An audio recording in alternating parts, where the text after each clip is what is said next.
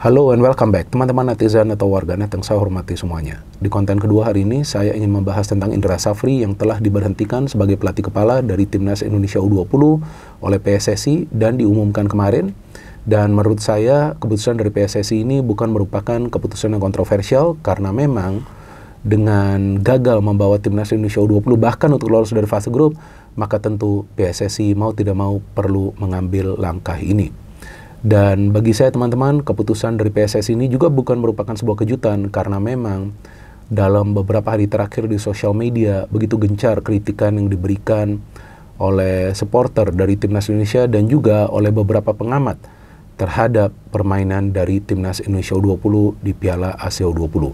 Tapi sebelum saya memberikan sudut pandang saya yang lebih detail lagi atau lebih rinci lagi, pertama-tama saya ingin berterima kasih kepada Indra Safri untuk segala bentuk prestasi dan juga kontribusi yang telah dia berikan bagi Timnas Indonesia U20, mulai dari juara Piala AFF, Timnas Indonesia U19, dan juga meraih medali emas di ajang SEA Games dengan Timnas Indonesia U22 pada tahun 2023 lalu ya. Setelah puluhan tahun tuh Indonesia tidak bisa mendapatkan medali emas, jadi saya pikir kita juga perlu mengapresiasi jasa-jasa dari Indra Safri selama melatih Timnas Indonesia U20 atau U19, dan saya harapkan Indra Safri masih bisa menjadi bagian dari sepak bola Indonesia dan juga bisa memberikan kontribusi, karena memang perlu kita akui bahwa Indra Safri adalah pelatih Indonesia yang sukses ya, memberikan banyak prestasi bagi Timnas Indonesia di kelompok usia. Dan selain itu juga perlu kita pahami bahwa memang Indra Safri adalah tipe pelatih yang juga bisa memberikan motivasi kepada para pemain muda. Nah, bisa juga nanti Indra Safri akan menjadi bagian dari pembinaan pemain usia muda jika nanti sudah ada direktur teknik baru di PSSI. Nah, bagi saya teman-teman, memang sudah saatnya PSSI juga mengganti pelatih dari Timnas Indonesia U20. Apalagi sekarang kan sudah ada 4 pelatih ya sebetulnya ya di Timnas Indonesia Senior ya. Ada Patrick Kluivert sebagai pelatih kepala, ada Alex Pastoor sebagai asisten pelatih, ada Danny Lanzat sebagai asisten pelatih, dan ada juga Gerald van den Berg sebagai asisten pelatih yang nanti akan ditunjuk sebagai pelatih Timnas Indonesia U23. Karena sekarang kan agenda kedepannya adalah agenda Timnas Indonesia U23 yang akan bermain di Piala Asia U23, di kualifikasinya dulu supaya bisa lolos ke Piala Asia U23 dengan target tentu untuk bisa lolos ke Olimpiade. Dan bagi saya permainan dari Timnas Indonesia U20 di Piala Asia U20 seperti yang berkali-kali saya jelaskan di konten dari channel YouTube Triple B, bahwa memang sangat mengecewakan. Dan saya melihat Timnas Indonesia U20 itu bermain seperti tim Tarkam. Karena saya tidak melihat para pemain itu bermain dengan intelijensia tinggi untuk bisa membongkar pertahanan dari tim lawan dan lebih banyak mengandalkan kecepatan dan otot. Nah, sepak bola tidak bisa dimainkan dengan cara seperti itu. Maka itu saya juga beberapa kali mengkritik Indra Safri. Tetapi seperti yang saya katakan juga sebelumnya, bahwa saya tidak akan menghakimi Indra Safri. Maka itu yang saya katakan adalah tugasnya dari PSSI untuk mengevaluasi permainan dari Timnas Indonesia U20 dan juga menanyakan kepada Indra Safri dan jajaran pelatihnya. Kan ada banyak pelatih lainnya tuh. Apa saja kesulitan yang mereka hadapi, dan selama TC beberapa kali itu kenapa ya Timnas Indonesia U20 ini tidak bisa bermain sesuai dengan harapan kita semua. Artinya TC-nya kan tuh beberapa kali. Artinya kan selama TC itu pasti dong para pemain ini diberikan pemahaman tentang game plan, ada latihan fisik juga. Tapi kenapa fisiknya juga menurut saya tidak begitu kuat, walaupun stamina oke lah. Tapi babak kedua pasti permainan dari Timnas Indonesia U20 itu berbeda di Piala Asia U20. Jadi yang saya kritisi itu permainan di Piala Asia U20, bukan permainan Timnas Indonesia U19 di Piala AFF U19. Dan saya mulai kritisi permainan Timnas Indonesia U20 itu sejak pertandingan terakhir di babak kualifikasi untuk ke Piala Asia U20 yang lawan Yaman itu. Saya kritisi mulai dari sana. Kemudian ada pertandingan persahabatan tuh yang Mandiri Under 20 Challenge Series. Di situ juga saya sudah kritik. Wah, ini permainannya gak benar nih. Dan ternyata betul kan, kelihatan di Piala Asia U20. Jadi saya pikir dalam hal ini kalau kita mau kritik, wajar saja, gak masalah. Tapi seperti yang selalu saya katakan, ya kan, kita tata caranya ini harus dengan cara yang sopan ya, harus ada etikanya. Jangan kita membabi buta, menghina atau menghujat siapapun di sosial media terkait dengan Timnas Indonesia. Gak boleh seperti itu, karena tetap Indra Safri itu kan coba untuk menerapkan taktik permainan terbaiknya agar para pemain itu bisa bermain rapi, tapi ternyata kan gak berhasil. Dan yang saya bingung juga, seperti yang saya katakan sebelumnya, kenapa Balber Jardim dan Jens Levin itu ditarik lawan Yaman. Karena sebetulnya itu adalah chance dengan dua pemain itu main, walaupun memang performa mereka up and down juga. Tapi mereka adalah pembeda. Jadi pada saat PSSI sudah menyiapkan dua pemain diaspora, seharusnya itu dimanfaatkan oleh Indra Safri. Tapi ya udah, sekarang Indra Safri telah diberhentikan. Kita lihat ke depannya seperti apa.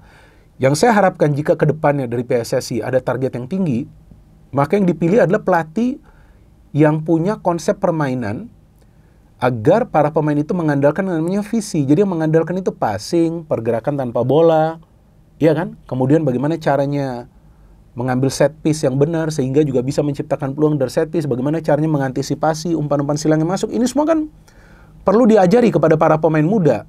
Karena kan usianya rata-rata nih di bawah 20 tahun kan, 19 tahunan. Dan sekarang mereka tentu akan dipilih untuk bermain bagi Timnas Indonesia U23. Mungkin tidak semuanya. Karena ya gak banyak pemain juga yang secara individu ini bagus sebetulnya di Timnas Indonesia U20, tapi banyak yang bagus. Artinya pada saat ada banyak pemain secara individu itu bagus, mereka tuh harus dijadikan satu dengan yang namanya rencana permainan. Nah, yang saya harapkan nanti Gerald Vandenberg juga bisa menerapkan strategi yang memudahkan para pemain untuk bermain sepak bola. Jadi jangan diberikan taktik itu yang menyulitkan mereka. Karena harus dipahami batas kemampuan mereka tuh sampai di mana. Jadi jangan sampai pemain yang biasa memang punya kemampuan ofensif dipaksa untuk lebih banyak berada di area pertahanan. Nanti yang dikhawatirkan dia akan banyak melakukan kesalahan. Boleh bertahan juga, tapi jangan terlalu lama juga. Karena yang dikhawatirkan nanti dia akan melakukan banyak kesalahan. Justru pemain yang punya kemampuan ofensif itu harus ditempatkan di sektor yang vital dalam urusan membangun transisi. Karena sepak bola era modern ini banyak mengandalkan counter attack. Contoh Liverpool banyak mencetak gol melalui counter attack. Ini saya berikan contoh di klub dulu ya. Kemudian Real Madrid banyak mencetak gol dari counter attack. City juga sama seperti itu. Barcelona juga sama seperti itu.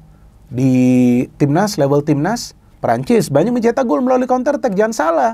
Argentina banyak mencetak gol juga dari counter attack. Dua tim yang tampil di final Piala Dunia 2022. Jadi transisi itu juga penting. Nah, yang saya melihat kesulitan dari para pemain di Piala Asia U20 itu transisi, counter attack. Gak jalan. Bahkan mengandalkan umpan jauh. Lah, kenapa mengandalkan long ball? Sulit lah mengandalkan long ball pada saat lawan tim yang postur pemainnya tuh tinggi-tinggi. Jadi mereka dengan mudah bisa mengantisipasi. Sedangkan para pemain kita yang sebetulnya posturnya itu tidak beda jauh, ya, tinggi badannya tidak beda jauh dengan para pemain tim lawan, justru tidak bisa melakukan duel di udara. Ini kan yang membuat saya kecewa. Kenapa kok diam, kok mengalah gitu? Ya saya gak perlu lagi ya memberikan contoh dari gol-gol yang kebobolan ke gawang Indonesia. Kenapa gak ada fight gitu, gak ada perlawanan? Kok lemah sekali? Padahal kan TC-nya tuh beberapa kali, ada juga banyak pertandingan uji coba. Seharusnya ada yang namanya konsep permainan yang jelas sehingga para pemain juga tidak mengalami kesulitan. Kalau para pemain mengalami kesulitan, that means something is wrong with the tactic. Ada yang salah dengan taktik. Maka itu hasil akhirnya tidak memuaskan atau bukan hasil akhir yang positif. Itu hasil lawan Yaman itu terasa seperti kekalahan karena Yaman adalah salah satu tim yang lemah juga di grup tersebut. Jadi saya pikir sekarang ke depannya PSSI pun harus teliti siapa pelatih yang ingin dipilih kalau memang targetnya tinggi. Seperti sekarang targetnya yang saya baca, gak tahu nih nanti kalau berubah lagi. Tapi yang saya baca, Timnas Indonesia U23 agar lolos ke Piala Asia, kemudian lolos ke Olimpiade. Oke, kita tunggu Gerald Vandenberg bisa melakukan apa. Dan saya dalam hal ini juga selalu mengatakan saya mendukung Timnas Indonesia U20 agar mereka bisa perform. Tapi pada saat permainannya gak jelas, wajar dong saya kritisi pelatihnya. Tapi bukan berarti saya tidak suka Indra Safri, enggak. Pada saat Timnas Indonesia U19 menjadi juara dari Piala AFF, saya juga mengapresiasi. Bagus itu permainannya. Tapi lawannya negara-negara ASEAN. Pada saat masuk ke Asia, itu sudah beda total. Maka itu yang selalu saya katakan, kita perlukan pelatih yang punya visi. Pelatih visioner. Dan Gerald Vandenberg sebetulnya bukan pelatih kelas dunia. Ya, jadi saya juga tidak ingin langsung menyenangkan kalian, enggak. Bukan pelatih kelas dunia. Tapi yang saya harapkan dengan pengalaman yang dia punya, ya dia bisa mengubah style of play dari Timnas Indonesia U23. Karena faktanya bahwa pelatih-pelatih yang datang dari Belanda itu punya yang namanya konsep permainan yang mengandalkan umpan, passing game. Nah, yang saya harapkan jika Timnas Indonesia yang U23 nanti bisa mengandalkan passing game, passing-passing pendek, passing direct ya, passing direct tapi akurat dengan sinkronisasi pergerakan tanpa bola dari pemain lainnya, baru nanti kita bisa melihat permainan yang rapi. Jika permainan dari Timnas Indonesia U23 rapi, maka tentu potensi atau peluang untuk bisa mendapatkan hasil akhir yang positif, tentu yang kita harapkan kemenangan akan lebih besar lagi. Jadi teman-teman, kita tunggu nanti permainan dari timnas Indonesia U23 yang saya pikir gak lama lagi, mungkin 2-3 bulan lagi tentu mereka akan melakukan persiapan ya untuk nanti bermain di Piala Asia, bukan Piala Asia U23, kualifikasi dulu untuk lolos ke Piala Asia U23. No hate, no politics, only football. Salam sepak bola.